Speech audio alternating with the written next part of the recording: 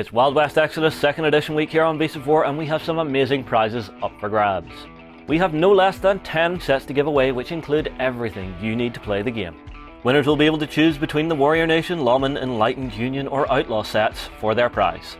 Get your comments in on all of the Wild West Exodus content this week on beastofwar.com, YouTube or Facebook for your chance to win. Winners are announced in a future episode of The Weekender, so stay tuned.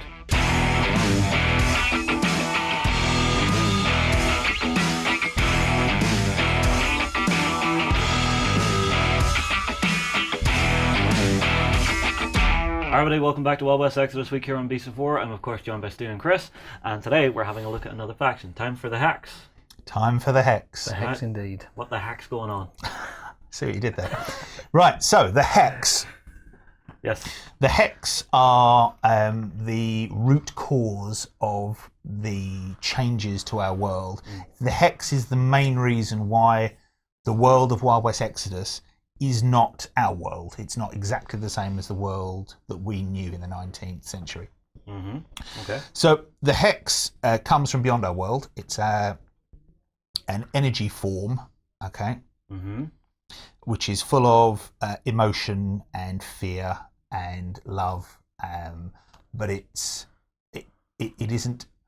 It's self-aware, but it's not. It doesn't have like the higher levels of sentience, as it were. And what's happened is it travels looking for people that can kind of join with it and kind of be the other half to that kind of make it whole, as it were. Give it the knowledge, give it the experiences and the learning, and it can then share its love and its strength and its power with them, and together they can become better than they are separately. So right. It's not evil. It's just looking to survive. It's trying to find its way.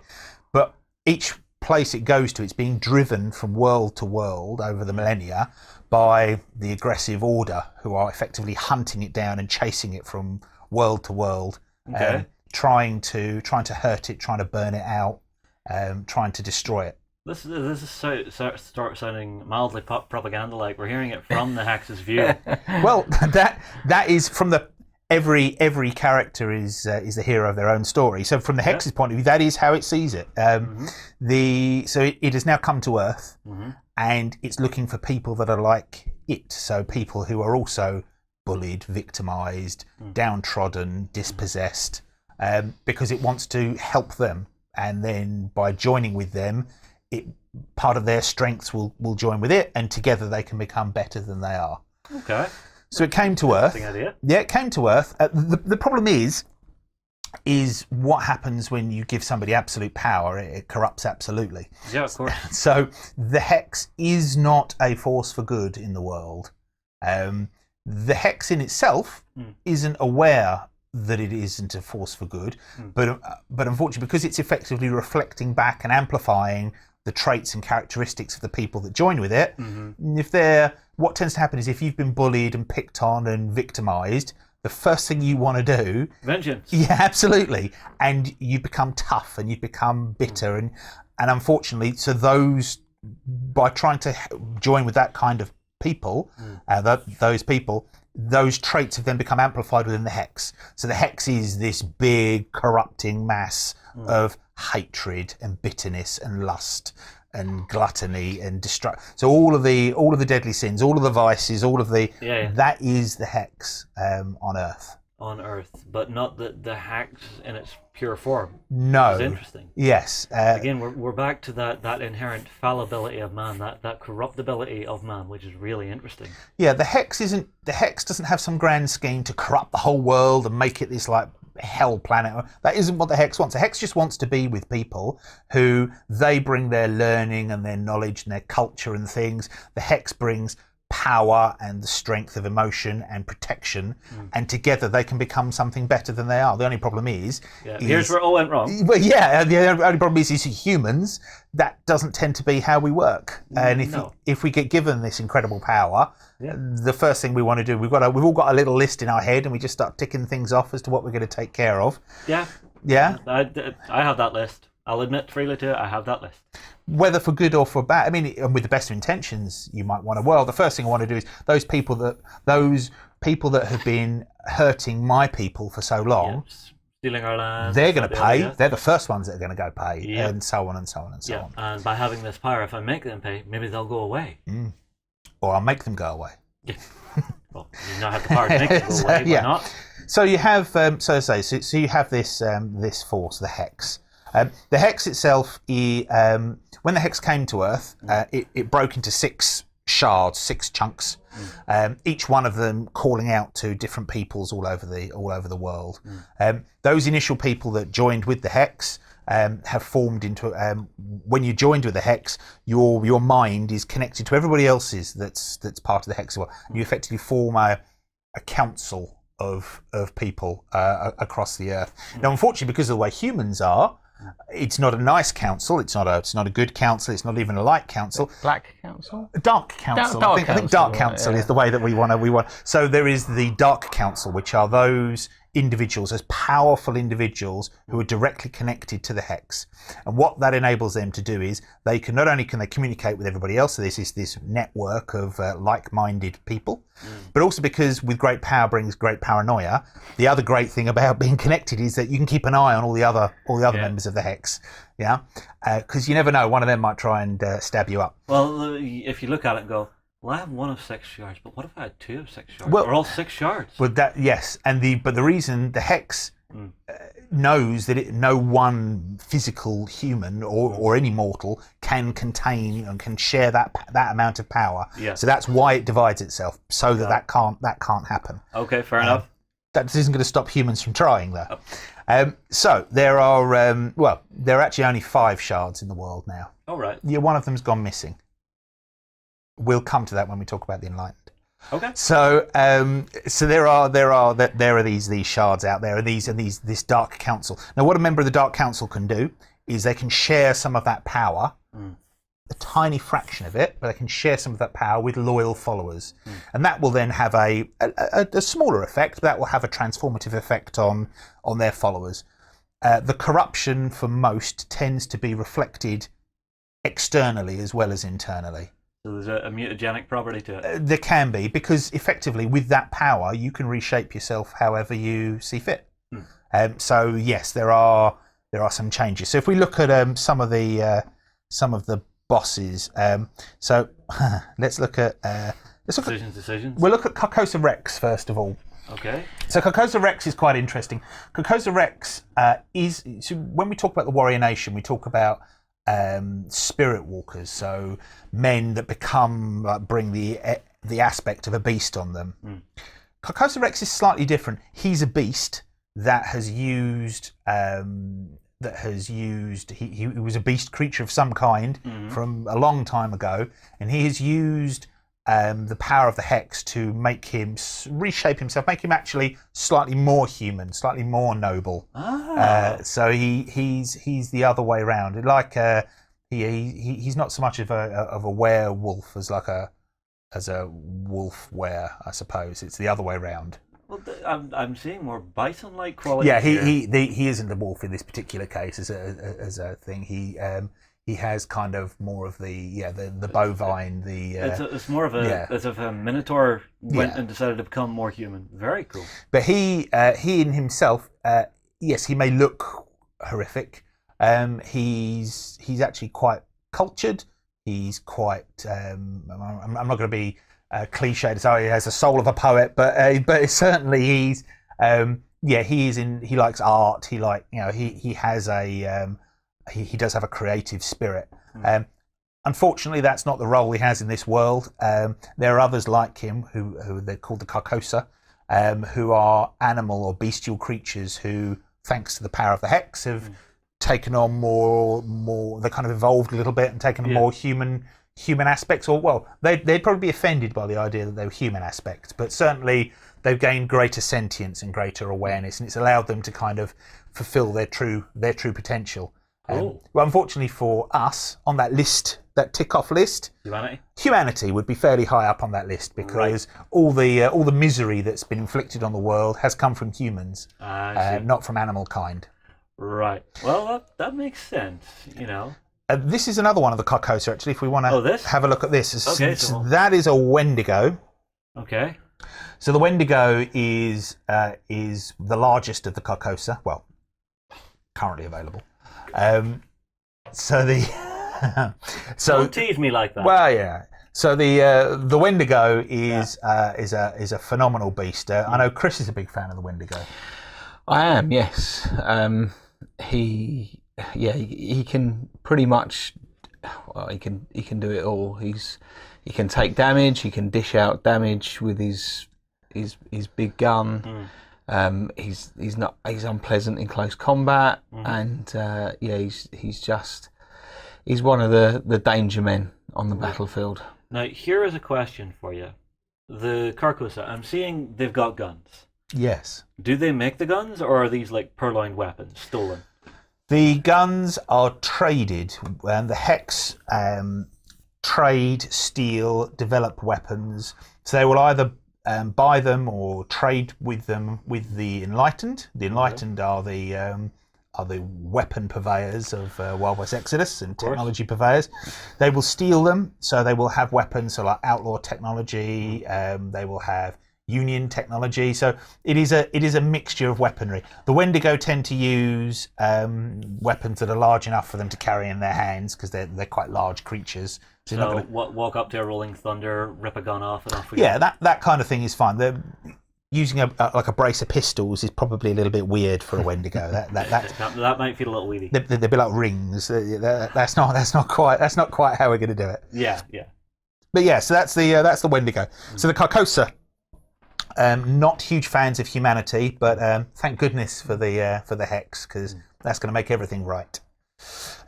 So it's not just the Carcosa though. There are other creatures on the Earth that aren't human.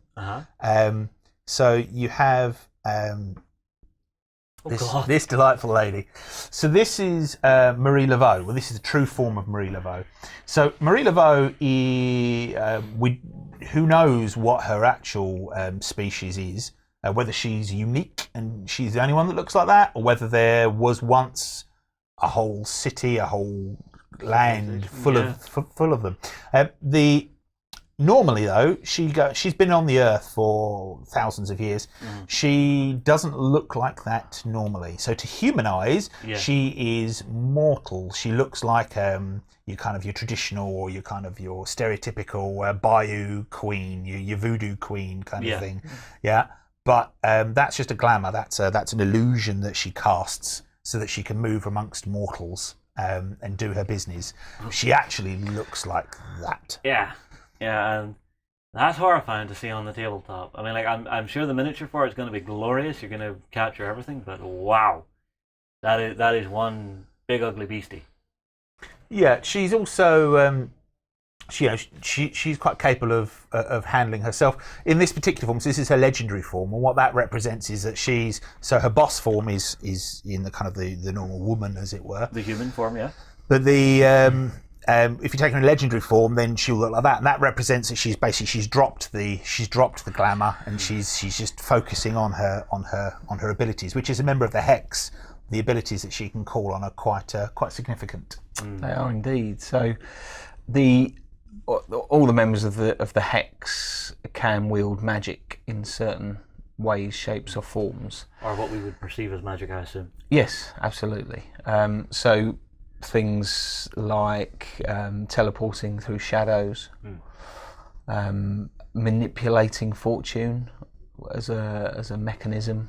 So you mean the actual fortune mechanic within the game? Yes. They manipulate it? Yep, they can play around with that. They can steal it, move it, remove it. Yeah. So, okay, that's nasty. Yep. That's some dirty shenanigans. They certainly are the nasty tricks department. They can compel as well, which is so they can lock eyes with somebody that has taint, and I'll talk about taint in a minute. But they can lock eyes with somebody, and they can compel enemy models to do things as well. They have a form of mind control over models that already have that seed of taint in them. Yikes. I'm guessing this comes from some of the keywords that some of the units will have then? Yes, that's right. I mean, you have tainted miniatures in quite a lot of factions. It doesn't necessarily mean that they are outright evil, nasty individuals, but there's something there. Yeah, and would that be these gentlemen? So if the taint in an individual is kind of allowed to fester and grow, and it's like And fed. yeah, well, yes, it's like a malignancy, almost like a cancer on the heart or the soul, and eventually that will bring you under the sway of the hex. And unless you're of particularly strong personality, and you will eventually, because you'll get kicked out of the union, you get kicked out of the outlaw gang or whatever it is that you're part of, and you will find your way to other particularly cruel, sadistic individuals, and you'll band together and you'll find service with the hex. And what, this is essentially their hands line unit? Yeah, it's one of their hands units that they can use. That have in the same way that you would have, but they're kind of sort of sallow-faced, violent, short-tempered. Once you are tainted, that's something that will only grow. It won't, unless there's something extraordinary happens. It won't ever go away. I do like the idea that it gives me a reason to actually draw units from other forces that I might like the look of, and to actually have them as a tainted form in the hex. Very cool. Yeah, but there's in the background there's talk of like regiments of the Union that just one day pick up their gear and leave camp and never come back. And they might end up fighting for somebody else in the future. Might be cool. Interesting. Yeah. Very interesting. When we talk about taint though, so taint builds up within you. So when the hex first landed on Earth, any physical matter that it came into contact with, so any trees, plants, birds, animals, even the people initially when it arrived, were instantly liquefied and became this kind of glowing energy form, energy source, a big pool of like glowing blood almost. Right. Okay, that stuff. The hex has no name for it. It's just known as the substance as far as the hex is concerned, because it's just a byproduct. It's not essential to. Yeah, absolutely. And then once the hex had settled in, you can imagine the hex kind of levitating, this kind of energy form levitating over this big lake of fire, effectively. That's how the hex was when it arrived on the Earth. Right, and what sent out the call to its human counterpart. And to the strong, but you need to be particularly strong-willed because you have to bring something to the hex. You can't just be So all the lessers were liquefied and destroyed. It's very, very sad. So now going forward now, so that liquid. If you notice on a lot of the weapons and things, you've got that kind of telltale reddish, orangey glow. So that's known as juice or devil's juice, demon blood. That it has nicknames, and that's basically because that liquid, that substance, is a fuel source. It's a source of power. You can power generators, weapons, technology, all sorts of things from it. The hex didn't tend to make a lot of use out of it. Instead, it was used in more things like, as Chris was talking about, the magic rituals and things would draw power from it. Okay. However, and we'll talk about the Enlightened later. The Enlightened have kind of weaponized that liquid. They've given it its own name. They call it RJ1027. And obviously, for the greater world, the Enlightened are quite happy to let people think that they invented it, but they haven't invented it. Let's do that for the Enlightened chat. Yeah. If everybody out there's curious, they've bottled it and they've sold it. So, but what that means is for the hex is that stuff has now. So those weapons and things that the Enlightened create, well, the hex are very happy to make use of those. So the rifles and things have got the telltale red glows and things. So those are juiced rifles. Those have RJ power in them. When somebody's tainted though, that taint with I mentioned like a cancer, like a darkness in them. The problem is it's all to do with will. It's all to do with your mind. And if something was to happen and you were particularly tainted, or that's been kind of festering away within you, and then you were to die. So in other words, you were to lose mental control or whatever, and some psychotic break. Something happens. There is a chance that the taint could overwhelm your body. If that were to happen, you would be transformed into a Hex Beast. Right. So the Hex Beasts were once humans. That is their internal organs, their bones and things now liquefying and turning into RJ, into demon juice, into the substance. Right. Okay. So even before they're actually turning into jelly, essentially, they're turning into jelly, but still munching people as they go. Yes, they're volatile though. So in the game, that means if they get if a stray shot hits them or something, there's a chance they might explode, which is never good. Yeah. Yeah. So that's Hex Beast. Now anything in the game is a game mechanic. Anything that's tainted, and as Chris was talking about, so that's a key word, tainted. Yeah. There is a chance if that unit dies, there is a chance that it can transform into those in game. What, in any game or only ones versus the Hex? In any game.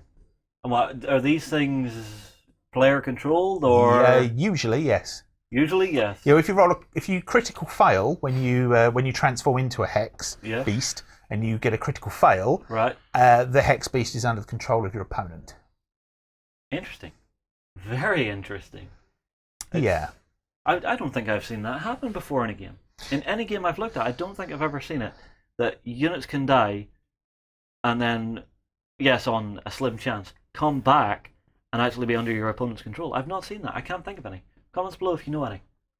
Yeah, it's a lot of fun. Now, not everything in the game is tainted. That would be crazy. Yeah. But it's not tainted yet, anyway.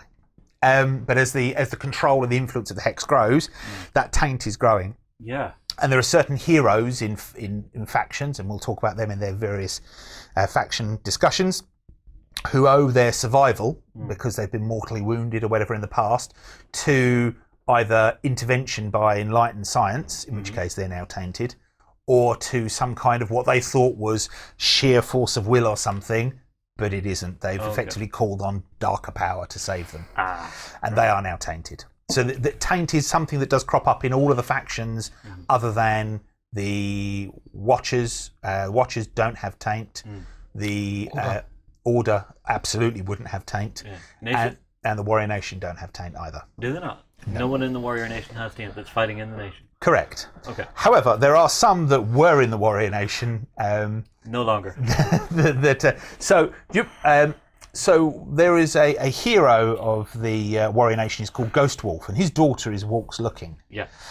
I assume this is Walk's Looking after Hex. So Walk's Looking, she has an interesting story where so she was born blind, and she has this. She feels very strong about this injustice. She can't. She's kind of attuned. Her spirit, her soul is attuned. She has great spirit power. But she can't do the thing that her father can do, which is spirit walk and turn into and channel an animal spirit. She can't do that. Well, at least she didn't think she could. But through various kind of meditations and things, and she kind of called out, and she thought that the Great Spirit was answering her and was showing her her animal spirit, which was a bat. Makes sense. And which is fine in the Warrior Nation. Being a bat is fine. It's not. It doesn't have the kind of vampiric kind of associations that we would have in our culture. You can understand what it is. That loss of sight, that increase of absolutely, to sonar-like level. Yeah. So it could all be quite natural. Yeah. So she began to explore that, and eventually she transformed into that. The problem is it wasn't the Great Spirit that was talking to her, it was the Hex was talking to her. The Hex wanted to help her, the Hex felt sorry for her, and it wanted to help her, but her rage and her bitterness transformed her into that, which Wiccasazni was the name that she chose. And basically, as Wiccasazni, she became a terrible, terrible curse on the Warrior Nation. She tried to draw more of their kind into her thrall, including Necratu, who was once sister of Hawkeye, who's one of the sort of senior figures in the Warrior Nation, but has been corrupted and transformed into that. Yeah, into I'm assuming this is not another boss. This is no. She's a face, so she's she's one of the you can heroes. See the powers there, but it's not having as large an effect. She's still more human. She's still more She's still more human. So when while Wiccasazni is massively transformed, and Necratu is still you wouldn't you wouldn't confuse her for human, No. but certainly it's a lesser transformation. Some of the transformations can be vast, but some of them it is subtler. For example, the Reavers here. Okay. And again, the Reavers, these are hands then? Yeah, so these are hands. These would have been Warrior Nation Braves at some point before they were transformed. Well, looking at them, I see them running around with rifles that are probably powered by RJ. So Absolutely. I'm assuming, would that lead to corruption? Being connected with the RJ? No, using RJ technology in itself isn't necessarily going to corrupt you, because otherwise pretty much everybody in the Wild West Exodus would be corrupted. Okay. But whereas the Warrior Nation, so the Warrior Nation aren't savages, they aren't simpletons. They have no problem with technology. They just won't touch anything to do with RJ technology because they know where it comes from. I see. Obviously, though, the Reavers have no such compunction, no such limitation. No, they've been touched by the Hex, therefore, oh look, that's made by some of the stuff from the Hex. That's going to be great for us. Yeah, absolutely. And then you have... oh, who is this little gent? That's another Reaver. He's a close combat variant. Ah, I see. And as a headhunter. That is quite the beefy axe. Well, it's also juiced. Ah, so it's powered as well. Yeah. They're horrific. That will cleave through pretty much anything. Wow. They'll do some serious damage. The detail work on this is beautiful. There's just a tiny little bit of scroll work on the axe head that's lovely. And so overall, the Hex doesn't inherently corrupt people. People corrupt what the Hex gives them. Yes. Is what I'm getting from all That's this. exactly right. Yep. That is such a different take on it than what I had imagined whenever I first saw them. Because I saw, whenever this faction first came out, I looked at it and went, oh right, there's some force that's corrupting everyone. But no, it's everyone corrupting themselves. Yes. That's cool. That is... look, the problem is that there are no moustache twirling villains in Wild West Exodus. Everybody is grey, and I don't mean like Watcher grey, but I mean like everything's a little ambiguous. It is. So the ones that you think are absolute heroes, they probably aren't. But the ones that you just assume you want to hate because you assume that it's very easy to hate them, they're not necessarily evil. I mean, as I say, when we're talking about Wicca Sasni, so in her story, so her father eventually, Ghost Wolf, does track her down, and in a ritual does manage to separate her soul, split her soul, and so casts out the corrupted version. So Wicca Sasni now in the game is a kind of a wraith-like creature like this, and is still hell-bent on corruption and destruction, but the other half of the soul and the physical body was restored to, so there is Walks Looking is a boss in the Warrior Nation, but the other half of her, so Walks Looking, the woman, she doesn't feel strong emotion anymore. She feels hollow inside. So one of her missions in life is to track down Wicca Sasni and get the other half of her soul back. And Wicca Sasni, on the other hand, feels robbed. She sees this kind of weak flesh creature that's got half of her soul now, half of her power. So she wants to hunt down Walks Looking and get the other half of her power back. So it's the ultimate grudge match. Yeah. That could make for some really interesting narrative in the future of Wild West Exodus. I can't wait to see where that goes. Anyone else you want to talk about? I think we've covered everybody. I was just going to say, because you mentioned about the corruption and things and how so Wicca Sasni, in addition to so each faction has their own has bosses, and each boss has a theme posse. So when we talked about Carcosa, so Carcosa Rex's posse and his theme are the Carcosa. So his theme is very much all these beast creatures. Wicca Sasni's theme posse is the Dark Nation, as she calls them. Okay. Right. So in addition to beautiful ladies like Nekratu. Yeah, that's a gorgeous piece of art. Yeah, she also though has more bizarre creatures. Yeah, like Carla, which is a so was human once, as you can see, but is kind of folded over on herself. So that's her human eyes would have been there. Yeah. That was her skin. You can see her torso there. Her original limbs have kind of broken away. Yeah. Yeah. So this kind of feels like the thing. yeah. I'm not a fan of spiders. You all know I'm not a fan of spiders. Yeah. So Carla is a real sweetheart. But then you have Vorket. Ooh, so wow. He's gorgeous. Yeah, Vorket would have been human, but obviously, I mean, you can see a torso there. Yeah. But he's transformed under the power of the hex. He's transformed. When we talked about the different Gluttony. yeah, absolutely. So he's a cannibal. He would have been a cannibal before the hex. Yeah. Blessed him. But now he absolutely is, and you can see his little nose. So Vorket is practically blind. You've got little slits for eyes there. Yeah.